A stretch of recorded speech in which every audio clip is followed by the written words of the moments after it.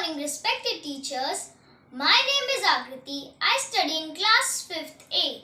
Today I am going to recite a poem. The title of my poem is Be the Best of Whatever You Are. So, here goes the poem. The poet is Douglas Malloch.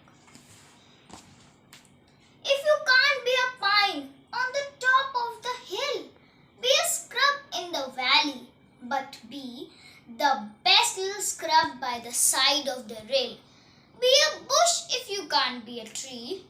If you can't be a bush, be a bit of the grass and some highway happier make. If you can't be a muskie, then just be a bass, but the liveliest bass in the lake. We all can't be captains. We've got to be crew.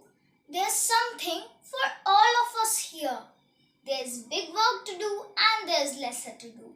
But the task you must do is the near.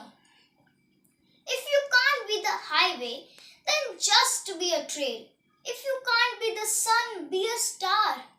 It isn't by size that you win or you fail. Be the best of whatever you are. If you don't subscribe my channel, please subscribe my channel and hit the bell icon so you get notifications every time. Thank you.